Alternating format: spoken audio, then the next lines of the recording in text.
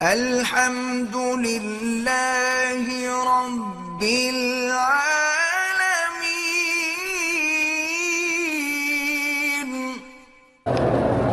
کہتے جی پاکستان میں شادی کے موقع پر دولہے کو ہاتھوں میں جو گہنا باندھا جاتا ہے بالکل شرک ہے، ہندو کی رسم ہے۔ ہاتھ میں وہ گانا باندھتے ہیں اور گلے میں کپڑا ڈالتے ہیں اور ہاتھ میں لوہے کا بیت پکڑواتے ہیں۔ کیوں کہتے ہیں جناب اگر یہ لوہے کا بیت ہاتھ میں نہیں ہوگا نا تو اس کو جن اثر کر جائے گی۔ اور جو دلہن ہے اس کے نیچے گھوڑے کی لگام رکھتے ہیں۔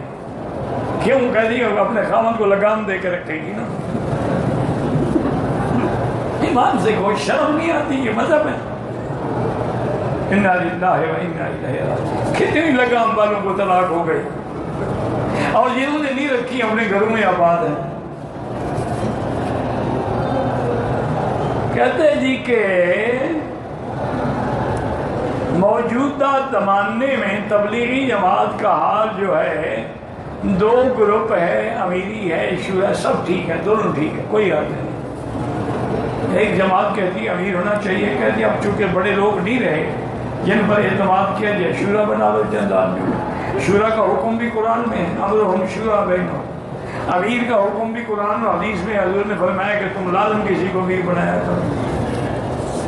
کوئی حرج نہیں حضرت، تم ان کا غم نہ کرو، دعا کرو کہ یہ دین کے کام کرنے والوں کے جھگڑے ختم ہو جائیں، ورنہ اس سے پوری امت کو نقصان پہنچے گا۔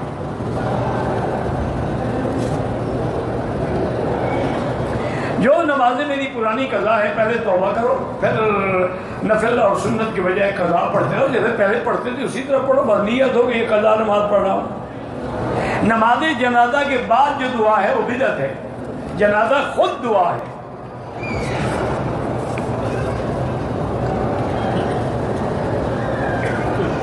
مجھے چھوٹے قطروں پیشاب کے قطروں کی تکلیف ہے تو ہر نماز کے لیے لیا وضو کیا کرو۔